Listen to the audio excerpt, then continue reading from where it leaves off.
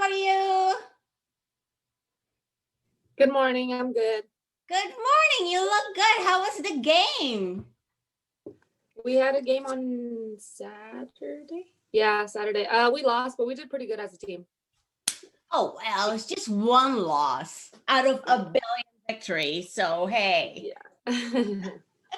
You look good. You got Thank your you. shake and everything. And Gabby, you ready? Oh my gosh, Gabby, you're making me hungry.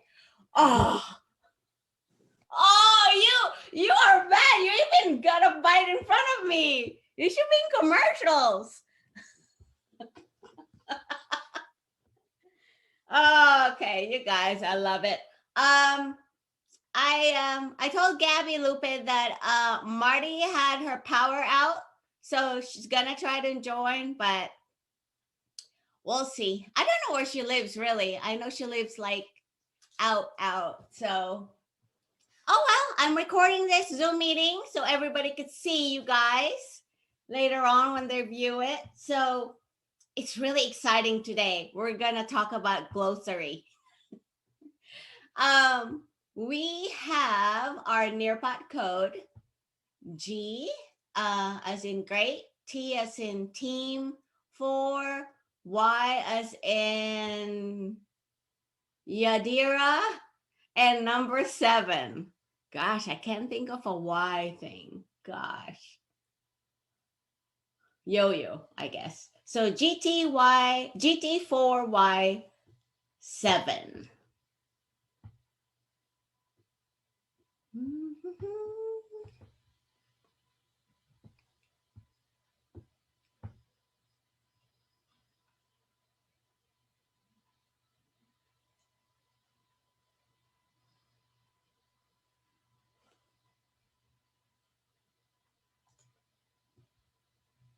So different in the morning.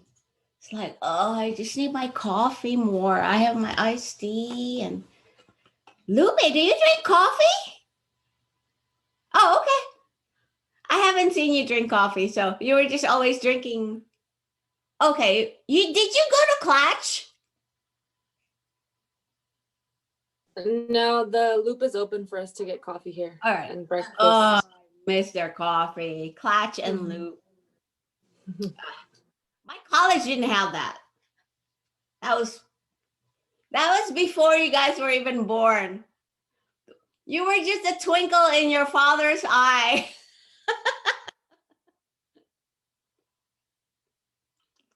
Okay.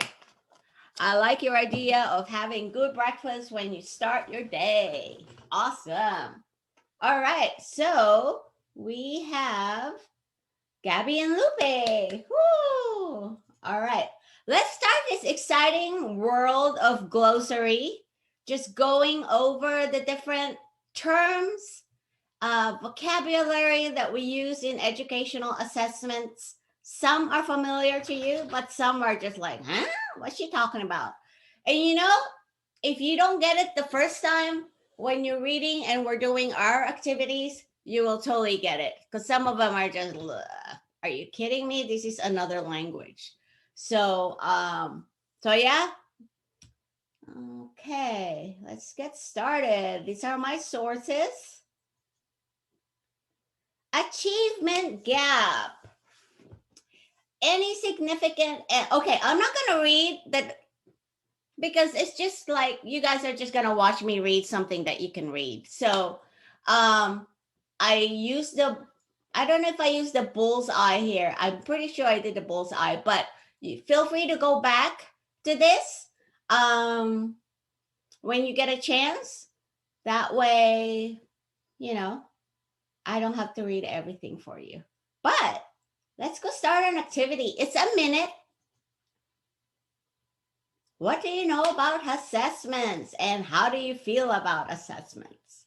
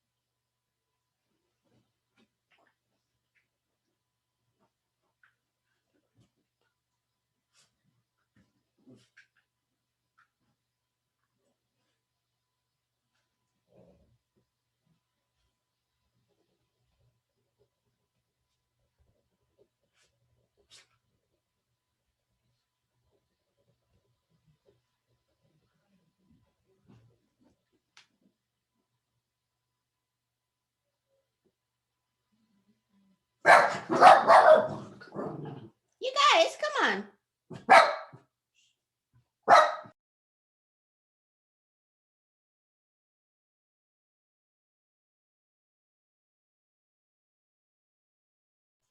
Sorry, guys. My kids are noisy. All right. Let's get started here. Lupe. Ooh. My Nearpod froze for some reason, so I'm gonna log back into it. Okay. Now, I'm gonna listen to Gabby's first. I think like the only thing that I really know about assessments are like the assessments I took when I grew up. For me, that was like it was a assessment to see if I was able to be in like a special like education type class, where it was most of like high achievers in the class. So that was like an assessment that I took. I'm not sure about any other ones. I think assessments they're okay. There are times where like I feel that assessments might not fully be able to be correct, but it is what it is. I love that. Yep, it is what it is. All right, Lupe, I have it displayed in case.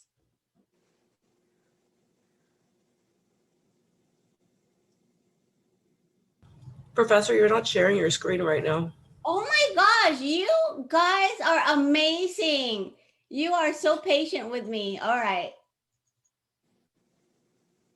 How's that? I am Okay. so sorry. Did you want me to read it? I just had one cup of coffee. That explains. All right. Yeah, go ahead, because we want to hear your voice. Assessments are tests that take place throughout the years of a child in education to inform us on their progress. Perfect. You guys are both correct. All right. And we heard. Okay. Yeah. All right. Thank you, guys. All right. Assessment, measurement of outcomes of teaching and learning, activities of teachers, students, districts, and states that involve, basically it's gathering, analyzing information about your performance as a student. Useful. Supposedly, they're used to improve teaching and learning. And of course, if you're in public school, it's an accountability thing for the schools and for the teachers to make sure, are they going to fund this school? Are they going to close this school because the students are meeting or not meeting the standards? All right. Let's start our first video.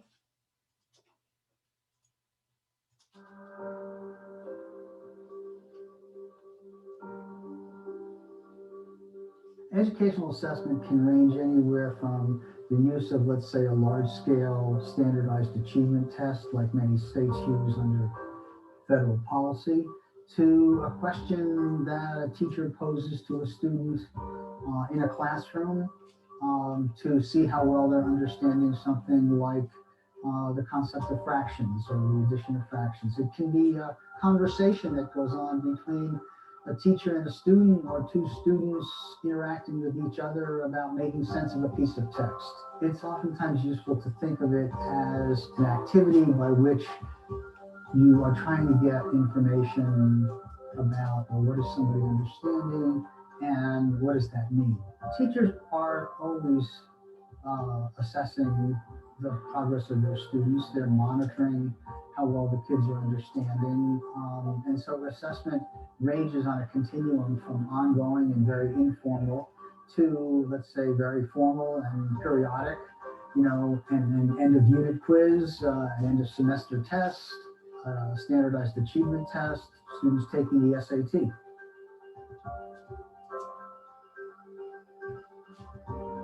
All right. Okay, we're gonna skip his credits. We're gonna skip his credentials. All right. So,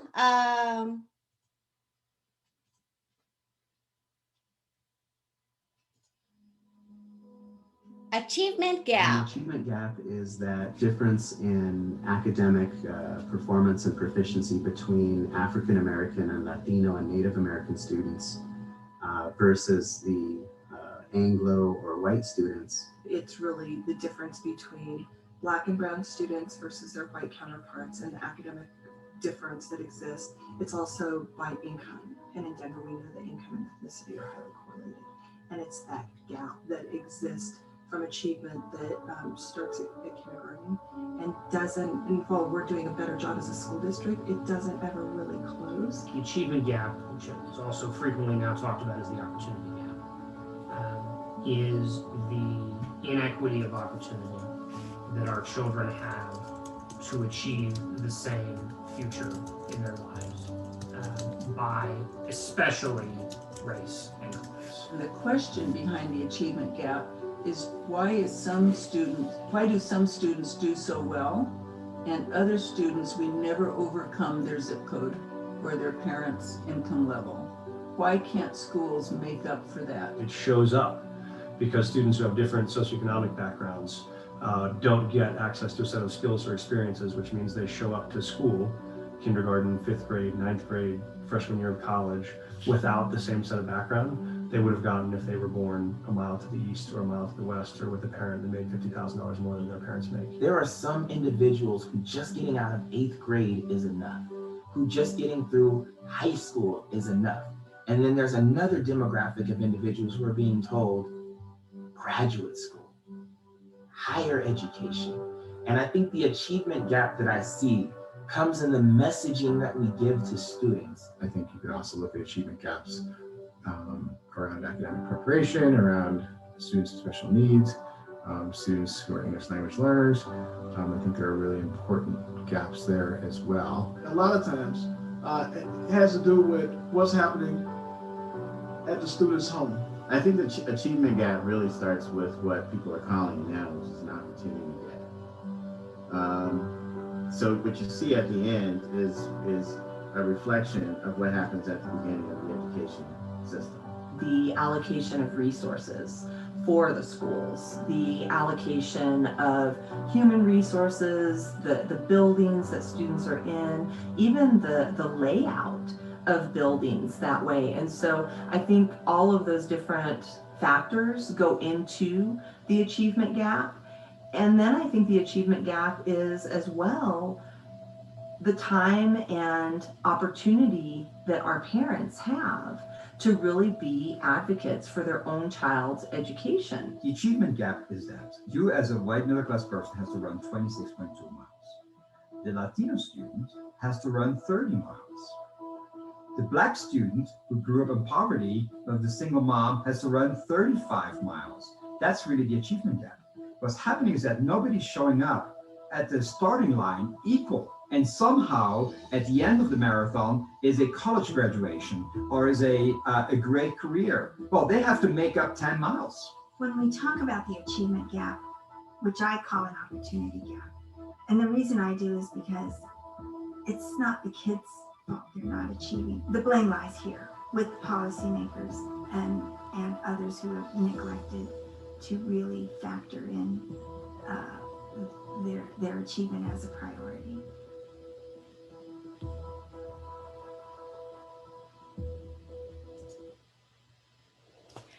So you guys understand that, right? I see that as a professor at Life Pacific. I see the achievement gap that our students experience. I teach English 101, so I could tell, when students, all my students are smart, but I know that they all had different resources when they were in high school. And so you could totally see that. And I know how to change it because we have politics, we have all kinds of stuff that get in the way. So yeah, you guys agree? All right. Okay. So that's for me, that's an emotional video because it's just so hard as an educator to see the, you know, how you can help a child who has other things that were not given to them when they were in school, like computers. Some schools have like computers in every classroom, but then some schools, students, 3 students have to share one computer, you know, things like that. It really matters. All right, so authentic assessment. Demonstration of mastery of real world tasks. Authentic replicates the challenges. I know I said I wouldn't read it, so let's go back to it later. And I'm sure I have something that explains it. You guys, I asked Alexa, my friend Alexa, she could be so bossy sometimes, to stop me when it's at 10:10. See, she tries to answer back. To start, because I want to respect your time, but you know, because I tend to talk. You guys know that anyway. So, all right, let's talk about authentic assessment. I think what makes authentic assessment authentic is that it's actually the kind of work that a person in that discipline would do. A science authentic assessment would challenge the kids to do the same kind of task that a scientist would actually do. We're trying to give work that either mirrors what they might be doing later in life or will prepare them for those kind of tasks or is simply meaningful to them. In terms of authentic work within the school, it needs to be something that the student really cares about and that the teacher really cares about. So if we want a school where it's just really making real change and really addressing students in their hearts, then we can't have curriculum that is just going through the motions. And then the other piece is that making sure that the task is a synthesis type of task that will ensure the critical thinking necessary to feel that rigor is happening. All right. That is authentic assessment. Raise your hand if you have questions or tap or do a chat thing. No hands raised. Perfect. All right. Learning objectives. We are in the familiar language here. So I always believe that video explains it more than reading things sometimes. So I gathered a bunch of videos for you guys. Objectives are basically learning goals that are aligned to the content standards. Teachers often use the question, what should the student be able to do by the end of the lesson, to guide the process of writing objectives. And because they're aligned to the content standards, writing objectives is usually just a simple rephrasing of the standard itself. For example, the objective of this mini lesson might read, by the end of this video, you'll be able to explain the purpose of learning objectives. Now you, as the learner, have a clear idea of the expectations of this video. As we proceed, keep this objective. All right, I cut her short. Any questions on learning objectives? All right. Yeah, if you look at your course outline in each class, there are learning objectives. But you will be experts this time because like in my students from last spring, just a little experiment. Take a look at some of your course outlines from the past or course outlines in your other classes and take a look to see how right on they are. You know, your professors are not going to be all aspiring teachers. They're not educators. So when they do their course learning outcomes, sometimes they're a little off, but don't correct them, okay? Because you will learn how to do course learning outcomes just from this whole Bloom's taxonomy, which is an exciting thing. Anybody heard of Bloom's taxonomy? Perfect. All right, I'm not going to read this, but this next video will explain what a Bloom's taxonomy is.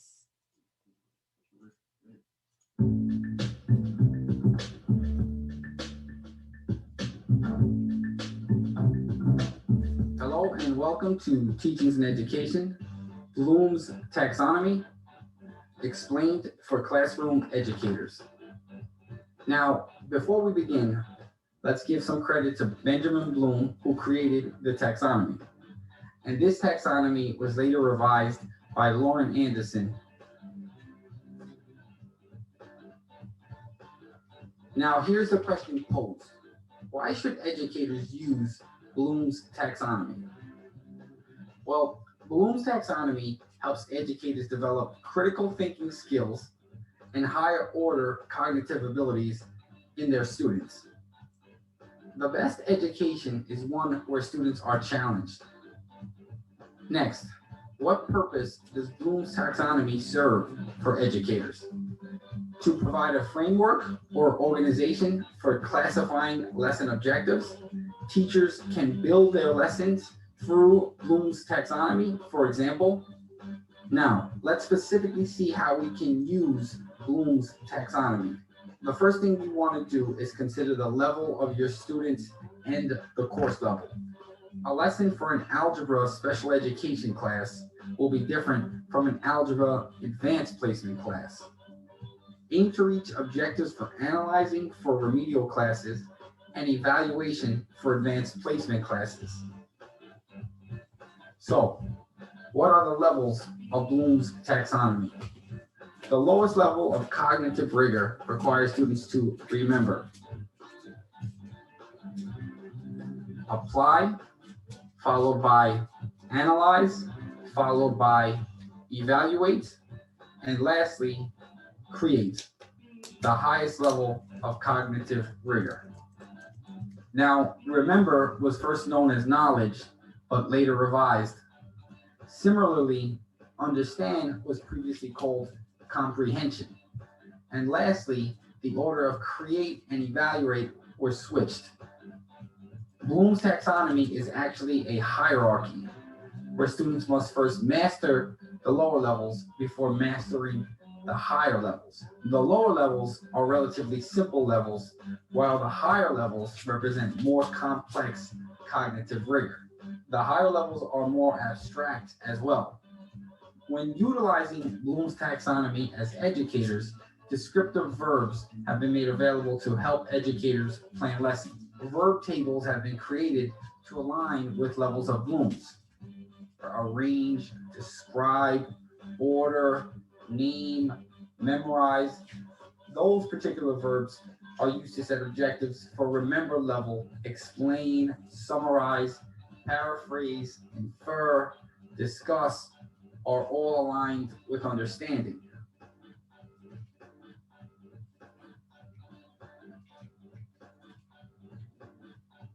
Break down, calculate, model, subdivide, infer are all aligned with analyze.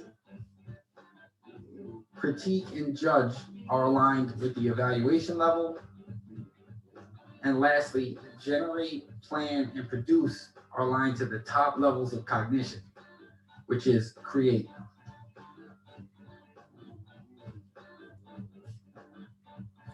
Now, to summarize what we have learned thus far, to develop critical thinking in students, educators use Bloom's descriptive verbs to write lesson objectives, which are aligned to different levels of Bloom's taxonomy. So thank you for watching this video, and I would really appreciate it if you subscribe to this channel.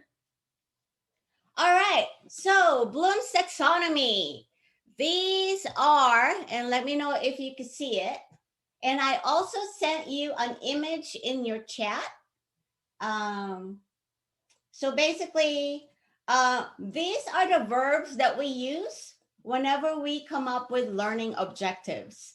And a lot of educators know this. So if it's just remember, basically this is just like, you know, when you have quizzes and you have to memorize certain words, you're basically just regurgitating information from the book or from the lecture. That's like the lowest level of thinking. You're not actually thinking, you're just memorizing things. So by like next year, you probably forgot what you memorized. So it's a good way to measure your students' progress But honestly, next year they probably forgot it. And so it goes up if you go in the levels going all the way up. And this is when you start doing the critical thinking. This is around here is like when you write a paper or when you develop your own video or your PowerPoint. That's because you guys are thinking, you're developing your own, you're not just regurgitating things from the book. So these are ideal, the higher levels of the Bloom's taxonomy, those are ideal. So when you get assignments or homework that lets you generate, produce, write a paper, develop a video, those are the things that get your students thinking. You're like, wow, how can I apply this to my life, to real life? Versus like, okay, I'm just gonna memorize what executive function of the government is. It doesn't really like, okay, yeah, they memorize it, but how do they apply it in their life?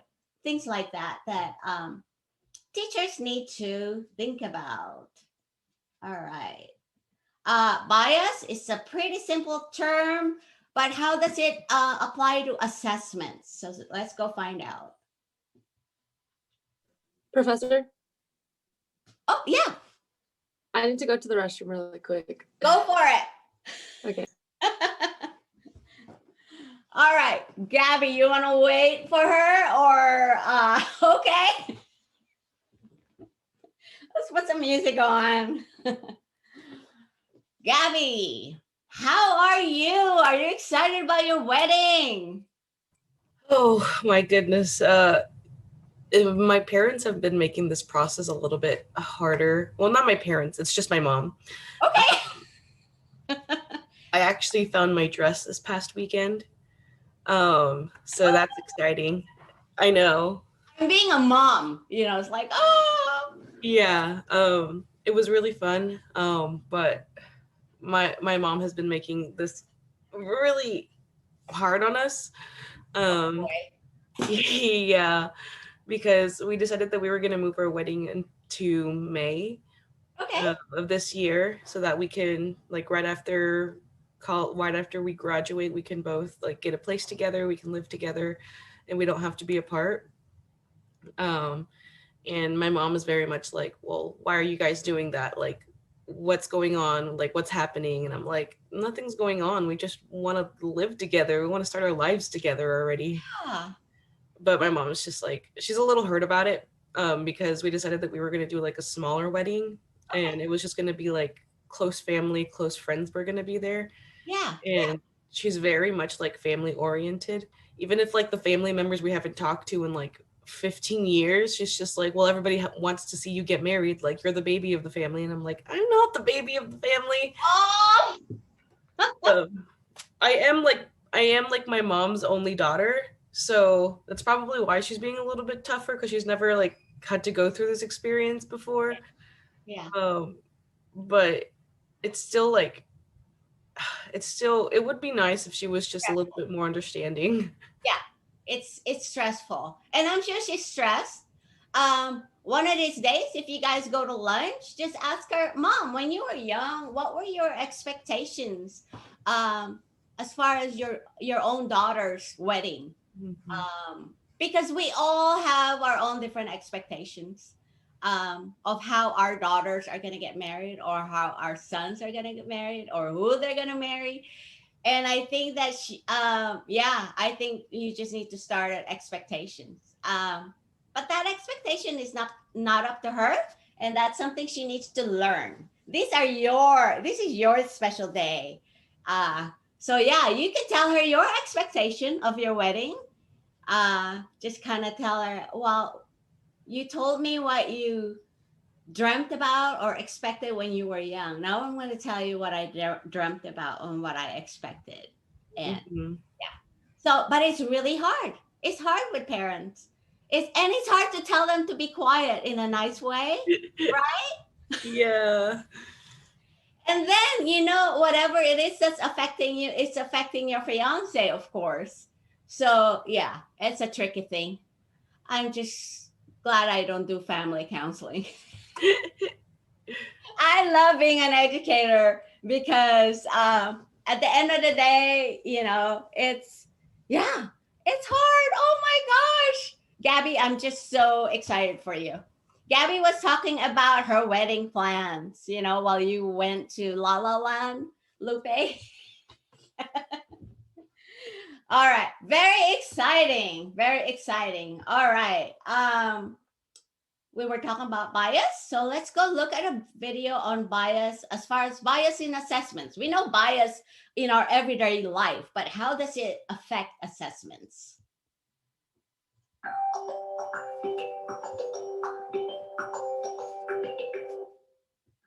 So you've just been asked 2 questions supposedly designed to assess your intelligence.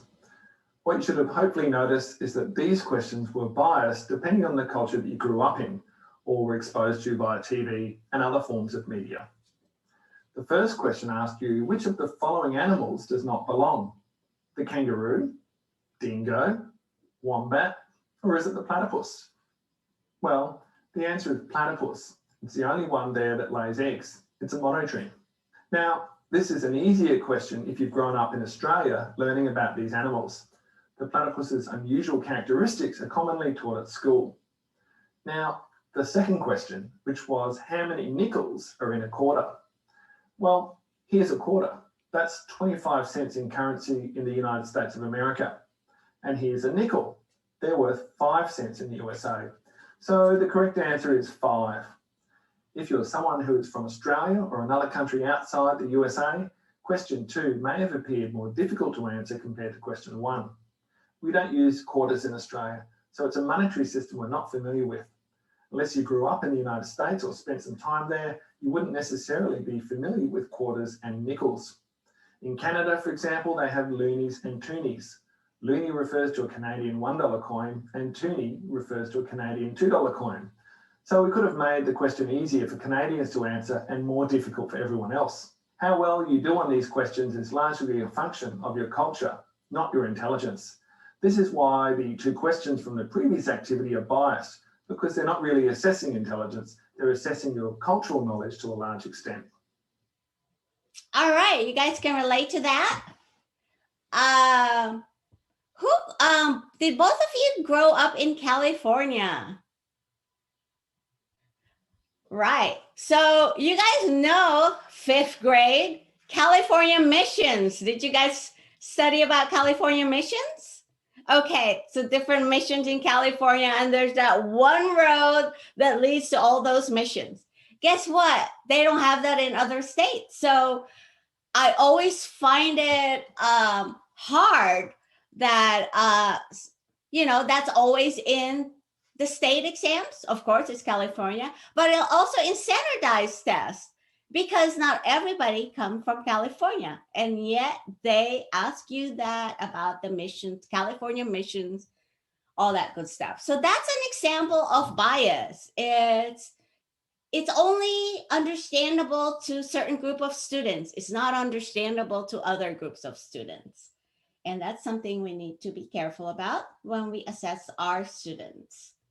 Common standards. I am sure you guys are familiar with that, but let's dig in some more.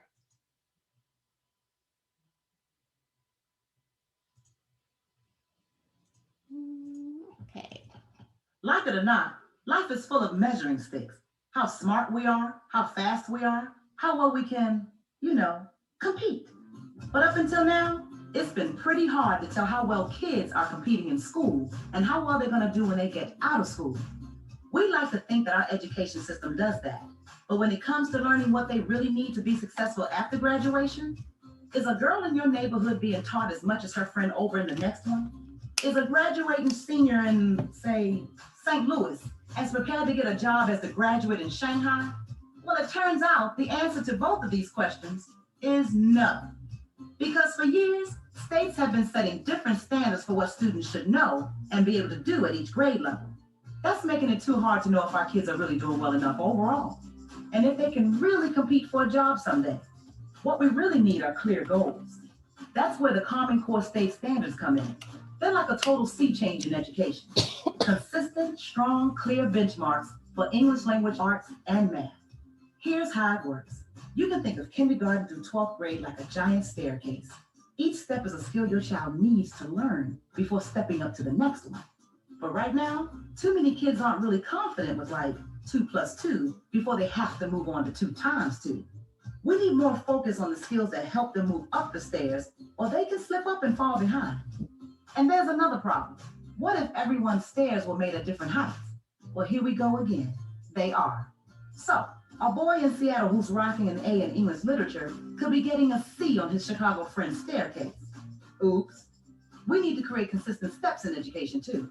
So first, each standard creates a landing on the staircase, a stop along the way as your child heads toward high school graduation. Each stop is a chance for every parent and teacher to focus on the skills their students are supposed to know at that step, no matter the zip code, language, or race. And more importantly, each standard makes sure all students are learning what they need to know to get to graduation and beyond.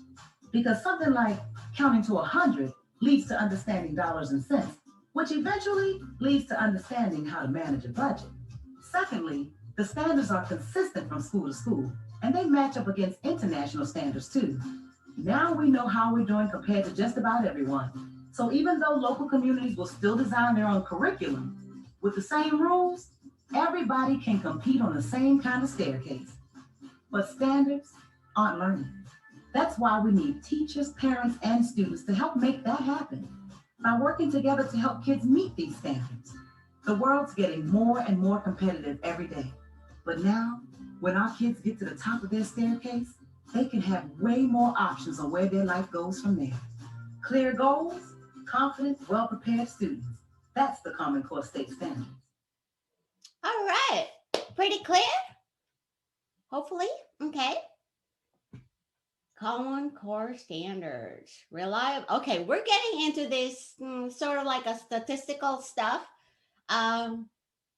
So it's not really scary if you don't like statistics, but it just kind of explains to you different types of terms. Reliability. Like I said, I'm not going to read it. I'm so tempted to read it, but I won't read it. But we go over reliability and validity. And hopefully this video will help explain it in a way. It's still hard to grasp later on, but as you get exposed to these terms, it'll get easier and easier. In a nutshell, test validity is whether any given assessment measures what it's supposed to measure. What we're trying to ascertain a lot of the times is content validity and criterion validity. Content validity, when we have item writers writing any given item, we're trying to make sure that the items align to certain standards, for example. In order to do this, we need multiple people making sure that the item aligns to a certain standard, or assessment as a whole aligns to a given number of standards, right? So having 3 people blindly aligning items or assessments to the standards, right? Having that content validity. On top of that, once the assessment is in production, what I do is criterion validity, right? How good of a predictor the assessment is to any other given instrument, any other given assessment. For example, end of year state assessment. So in order to do that, we correlate performance on any given assessment, benchmark any inspect assessment with state test performance or any other valid instrument, for example, ACT or SAT. Okay, does that give it a clear understanding of reliability and validity in exams? Sorta? Kinda? All right. Maybe this one will also help.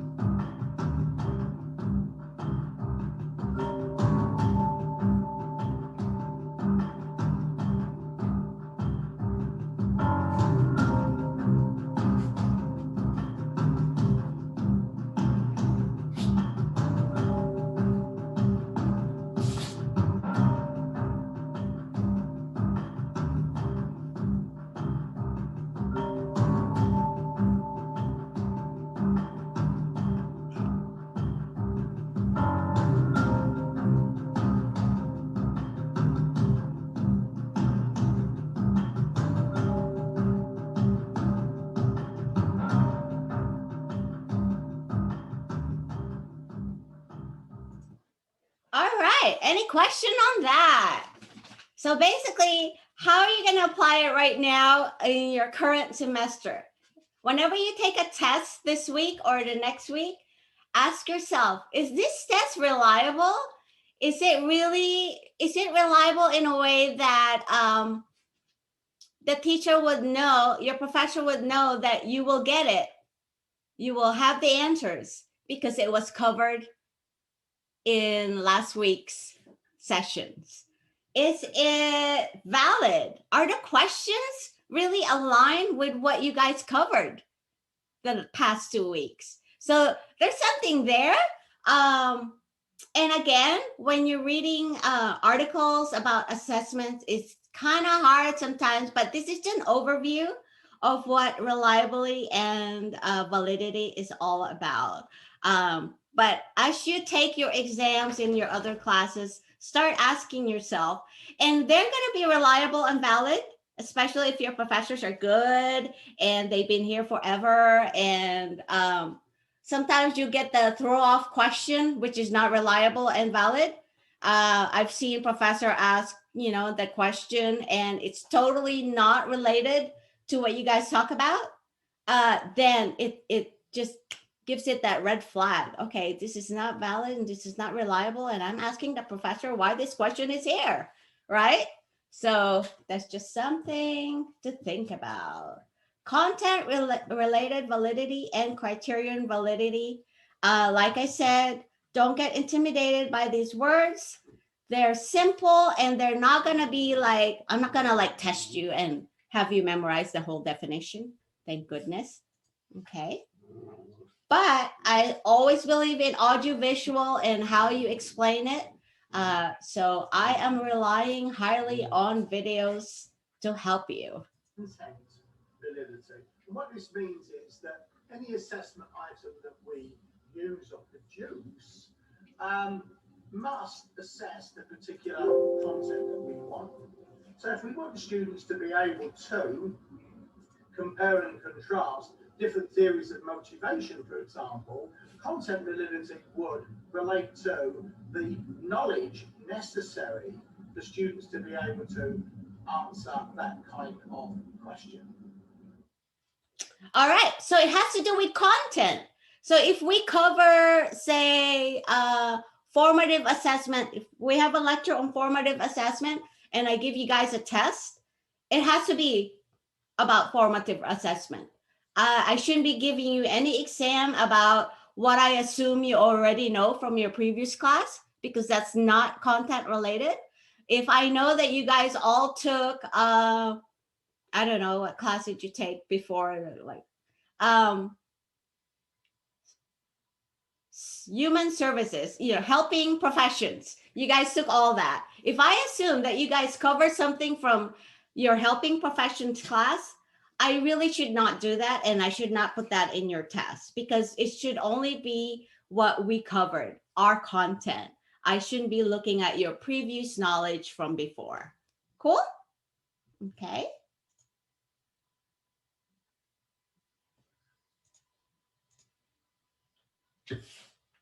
In validity, or sometimes called criterion related validity. This is the extent to which a test agrees with a criterion. And this criterion could be, well, it could be almost anything. It depends a lot on the application and the context and the setting and so on. It could be some sort of an outcome measure. So you could imagine you're developing a test of academic achievement, and well, hopefully that test is going to be in some way related to actual academic achievement. It will be related to grades or passing classes or achieving honors.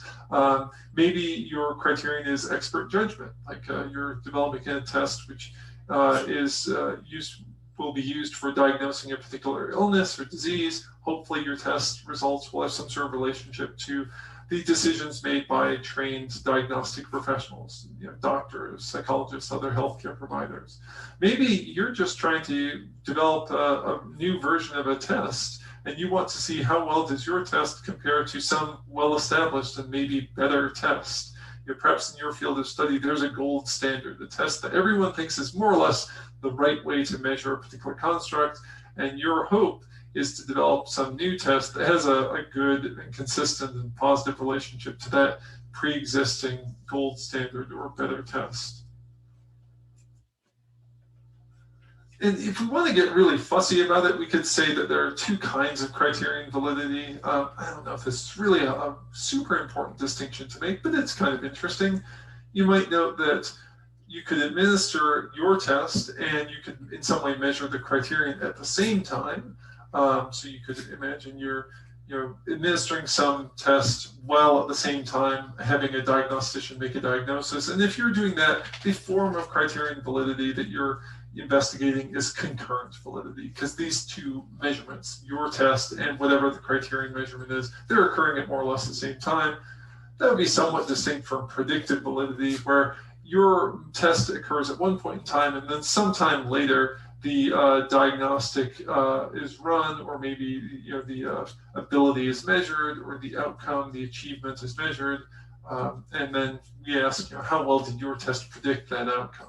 For instance, tests like the SAT and the GRE are advertised by their developers as being predictive of success in undergraduate or graduate education. You could well ask, what's the predictive validity of these tests? And if you're asking that question, you're asking about their criterion validity. How well does the SAT, which you take probably in high school, predict how well you'll do in college? Your first year of college, your second year, your likelihood of graduating college, and so on. Sidebar, that predictive ability is actually really low. So you could perhaps argue, or certainly critics of the SATs argue, that their predictive validity, their criterion validity is not that strong. All right. I know it's kind of dry, and I'm sorry. He's the best guy I found to explain this. But it kind of rings the bell for me, because did you guys take your SAT test? Some students opt not to take it. Okay, so colleges use SAT tests as a predictor of your success in their institution, right? But a lot of professionals don't think it's a predictor of success, because there's so many other factors that can predict success or failure in college. So the fact that a lot of colleges, especially the Ivy League, the fact that they look at those tests to selectively admit their students, for me, I totally disagree. Because like I said, and I think I mentioned it last semester in the other class, we have the smartest girl in my high school a long time ago. She is smart. I think her GPA is way over 4.0. But then there was an afternoon in which her parents did not pick her up on time. So she was, they got there late to pick her up, and she just cried. If my mom picked me up late from school, I'd be like, yay, why can't you be late a little bit more so I have time to socialize with my friends, right? But she cried because she couldn't handle that kind of stress. And then we went through our first year of college, and she went to UCLA to do pre-med, and I heard she dropped out. Because yes, she dropped out, and she recalibrated her academic journey and went back to a community college, and from there she succeeded, and now she's working for City of LA. And that's the thing, it's not a predictor. Her exams, her 4.0 is not a predictor of her success in UCLA. It's just a predictor of her intelligence. But when the worst gets really tough, like in COVID, who's going to be rising above the circumstances, right? And who's going to be able to pull through, to tough it out? So it's not a predictor. So I think that's a very, very important example of criterion validity. It's like the exam is not supposed to test, it's only supposed to measure a particular criteria. It's not supposed to measure a whole big of criterion like succeeding in UCLA. So just a little thing there. and she's doing good now because the community college kind of helped her, grow social and emotional learning. That's what she needed. But for me, I could stay late at my school, and I'm not as intelligent as her, but I can handle being alone in the dark and waiting for my mom to pick me up. It's just life goes on, right? All right. Again, more terms. Don't worry if you don't understand it quite yet. It's gonna be explained, and I try not to put all these difficult terms in exams just because I know that you're all not gonna turn out to be an assessment analyst or diagnostician. I think you guys are gonna be teachers, so this is something that you guys just need to know so that you don't during like a meeting or something. But it's not something that you totally need to know by your heart or just inside and out unless you're a assessment specialist someday. Okay, which I'm not, because I love to live a riveting life. I'm kidding. All right, so let's continue. Hello and welcome to Teachings and Education. Now let's compare normed reference assessments versus criterion reference assessments. How are they similar and how are they different? So what is the aim or purpose to norm reference assessments? Well, they have a goal to rank students based on test achievement scores. On the other hand, what is the goal of criterion reference assessments? Their goal is to measure the skills and knowledge that a student has mastered. In norm reference assessments, scores are given as a rank and they are based on other student scores, similar to a race where competitors are ranked for gold, silver, and bronze. With criterion reference assessments, student scores are usually given as a percentage. If a student gets all questions right, for example, that is 100%. Now, a norm reference test would differ from a criterion reference test in the number of students tested. Norm reference tests usually assess a large number of students. Criterion, on the other hand, usually assess a smaller number of students. Norm tests take a longer time to develop, and these tests take a longer period of time for the students to complete as well. Criterion reference tests are not as long as your norm reference tests. These tests usually last only about a class period. Normed assessments are developed on a larger scale compared to criterion. They're often developed on a state or national level, and criterion reference tests can be developed individually. They are mostly created by the classroom teacher. So, oops. Yeah, you don't need the other stuff. Equity. I'm sure you guys have heard word equity in our social and political realms, but let's go see how it plays in our assessment realm.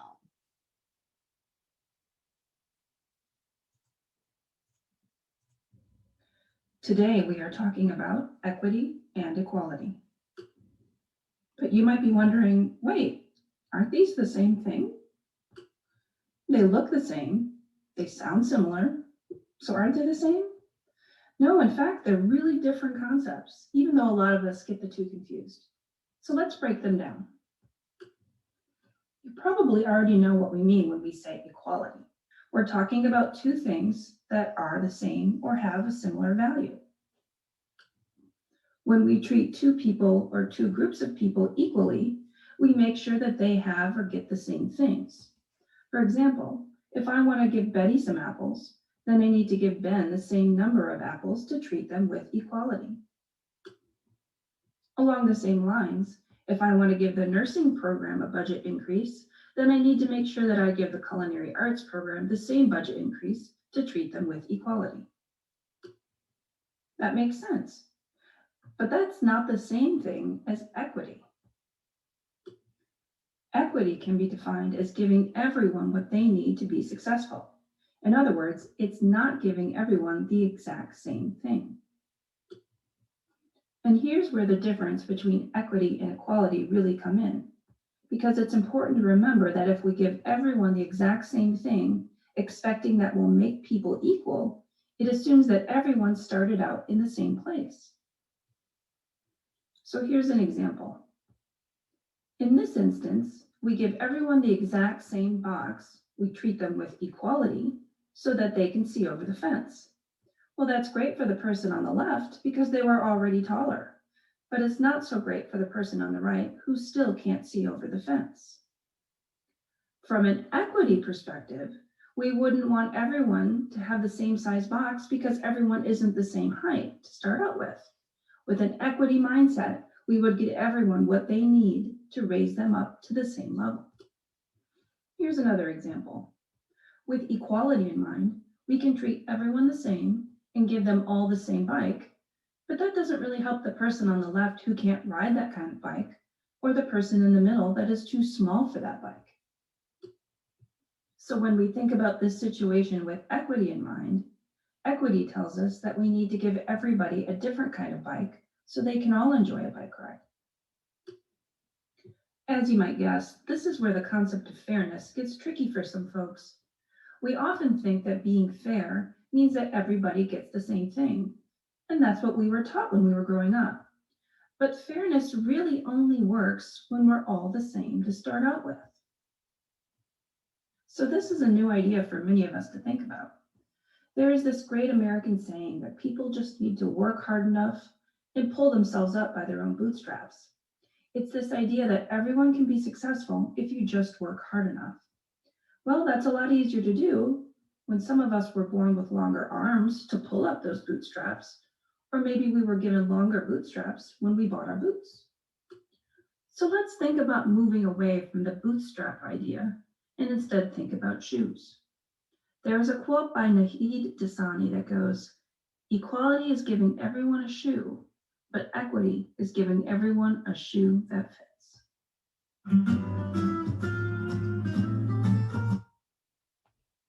That's a good explanation of equity, right? Okay. All right. For a short person like me, yeah, I totally cannot see, over the fence. So I need 3 boxes to see over the fence, or I need a shorter bike to run my bike. So pretty much, this is a totally, equity is a totally big game in assessment. So if you have students with special needs, if they got diagnosed by a doctor, give them extra time, give them the extra grace to finish their work because they can demonstrate it either way. It just takes them a little longer. So things like that. Formative assessment, we'll go over that, but this is going to be fun. As our next class will cover formative and summative assessments. So, but to give you a little idea on it, there you go. So I know that there's a lot of confusion about testing, the different kinds of testing, but especially about formative assessment. I came here to Ross Elementary in Washington, D.C. to talk with Megan Pasmino, who's a math coach here. And I think Megan can help clear up some of this confusion. Hi, Megan. Hi, Catherine. So Megan, what is the difference between these 3 kinds of tests we hear so much about? Interim testing, summative testing, formative testing. The 3 types are all different, but also can be exactly the same. Interim is the checkpoint, usually halfway there, 3/4 of the way there. Summative assessments can tell us at the end of a unit or a topic how students have learned throughout that unit. And then the formative will tell us almost on a daily basis how students are progressing either on individual skills or towards mastery of the overall topic. One thing as the name formative, my trick, because even years into teaching I can never remember, is formative forms instruction. And that was always my way of remembering which one was which. I wonder if some confusion comes up because it's called formative assessment. People think about assessment as you have to sit down and you get nervous and maybe you're going to get a grade or. The word assessment brings back a very traditional idea of pencil paper test, but an assessment is anything that we can use to see how kids are doing. If you walked into a classroom, you might see students playing a game on the computer or on the smartboard. and they're answering questions that they don't realize are monitoring their progress. So it's an assessment of teaching? Exactly. It's mostly for the teacher to monitor how the teacher is doing. Well, thank you, Megan. I think this conversation has been so helpful in clearing up some misunderstandings about what formative assessment is, how it's done, and how it differs from the other kinds of testing. Thank you so much. You're welcome. Okay, that gives you an idea of formative assessment. Simple way to check your students' understanding. So when I say something like I ask you a question, you guys understand any question, when you guys do thumbs up, thumbs down, this is like my most common formative assessment in K to 12 is like, you guys understand, do a thumbs up, and everybody do thumbs up. And that's my way of checking each student if they did a thumbs up. If somebody did a thumbs down, I spend more extra time with that student. So that's just a way for me to inform me if all my students are getting it. And we're going to talk about high stakes tests. All right.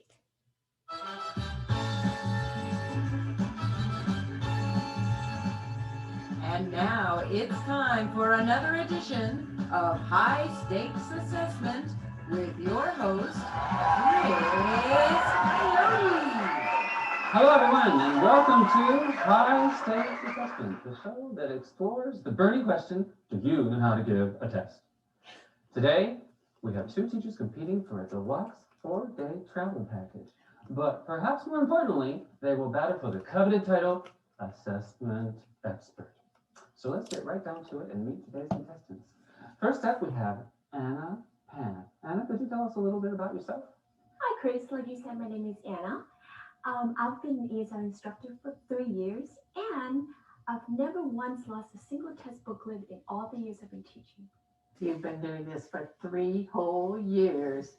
What did you do? I've got number 2 pencils that are older than that. And competing against Anna today is Patricia McGrath. Call me Potsy. Everyone does. Potsy. Potsy. Potsy. And could you tell us a little bit about yourself, Potsy? Well, I've been around longer than 3 years. I know how to teach, and I certainly know how to give a test. Well, let's get started. In round 1, each question is worth 1 point. Hands on your bells, please. Let's play high stakes assessment. Question 1. Why is it important to tell your students ahead of time that they're going to take a test? Anna. So they can be sure to come to class on time. That's correct. 1 point for Anna. You're wrong. Excuse me? You need to surprise them. If you announce the test ahead of time, half your class will be absent. That's old thinking. Students like taking tests. That's right, Anna. I still say surprise them. And that's why the score is 1-0.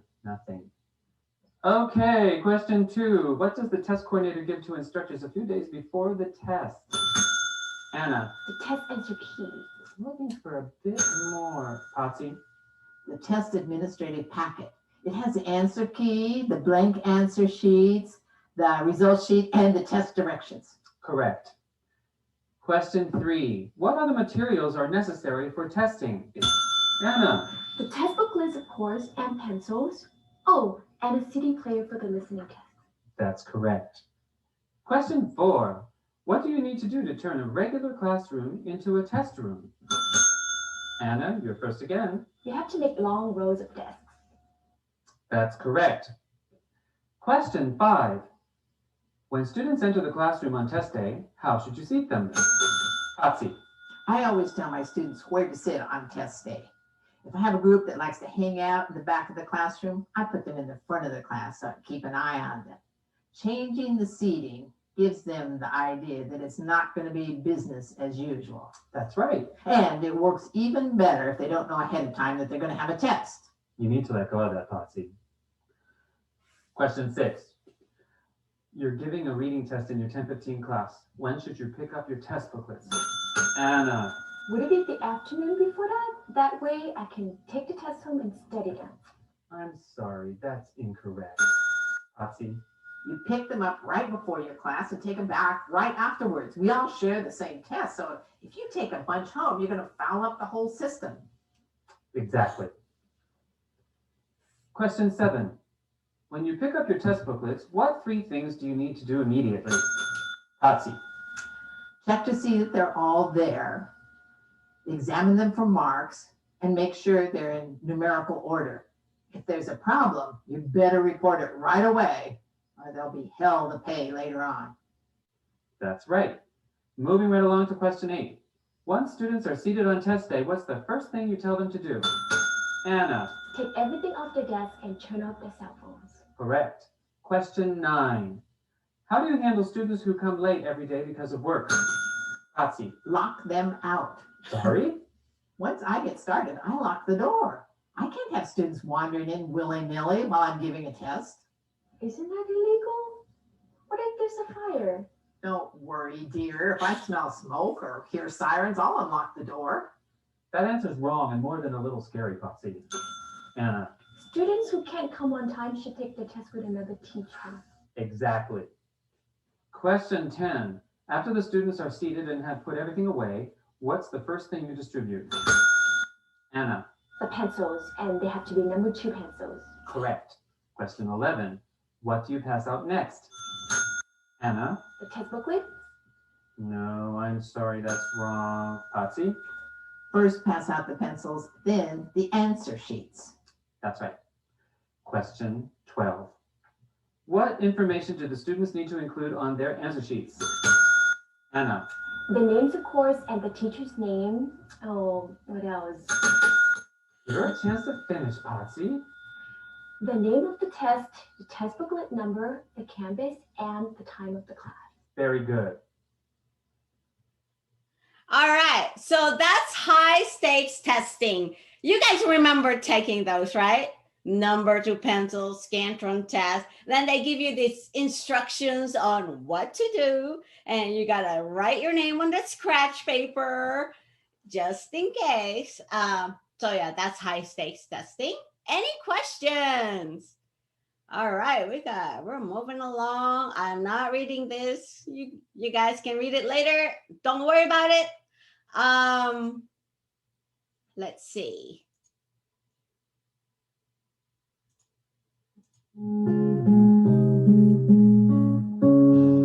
Hello and welcome to Teachings and Education, Summative Assessments, Evaluation of Long-Term Learning. So why should you use summative assessments in education?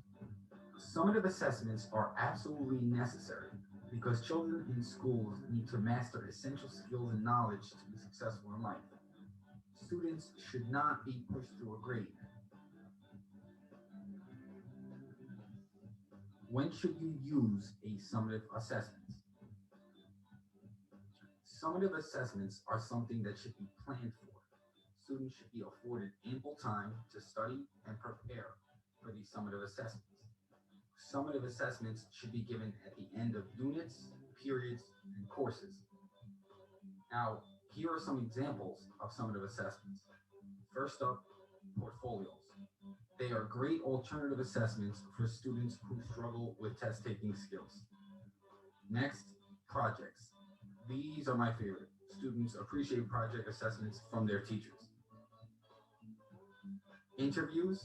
They are not typical, but teachers can learn a lot about student knowledge by simply asking questions. Next up, essays. Essays usually require higher order thinking skills and depth when questions are worded properly. Tests. Tests may be standardized like a PARC or teacher created like midterms and finals. Lastly, presentations.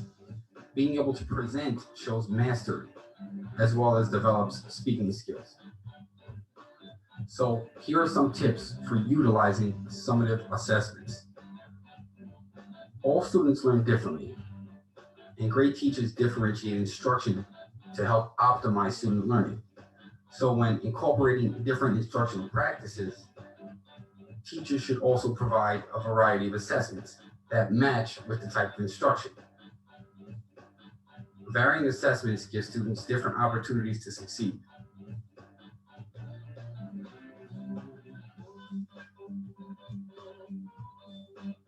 Provide clear instructions.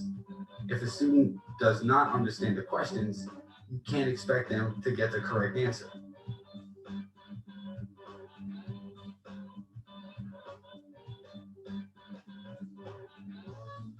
Next, have students show work. There may be times when students forget to circle an answer, or maybe they make a small mistake. Nevertheless, a minor mistake should not have a major effect on a grade. Depth of knowledge. Simply being able to recall or recite information isn't enough anymore. Assess students' ability to synthesize, apply, evaluate. Think Bloom's taxonomy and Webb's depth of knowledge. Give students enough time to test. Standardized tests like the SATs are a little bit different, but students should not have to rush through a test simply to pass. Also, give enough study time. Summative assessments measure long-term learning. Summative assessments are not meant to be pop assessments.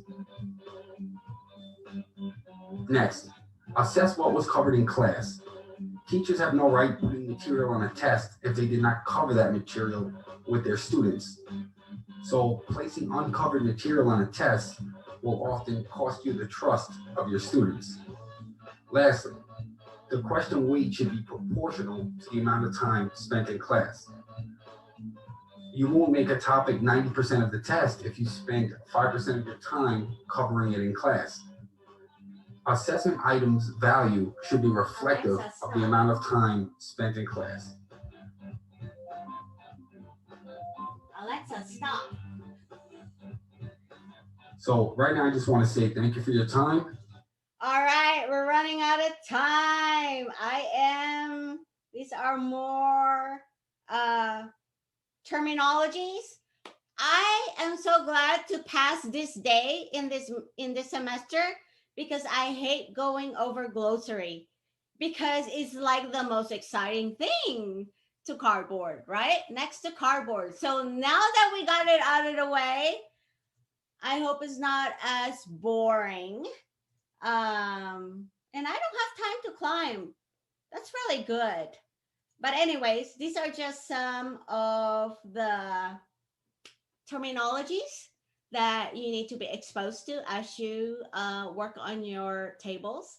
We have another assignment workshop later at 12 noon. If you can make it, great. If not, that's okay too. It's optional. And next Friday, we're going to go over more fun stuff. Hopefully. I think they're more fun. Glossary, no way. But that's out of the way. So let's get started with real assessments, right? So I hope you guys have a good rest of the week. I will see you guys Friday. And please email, call me, text me.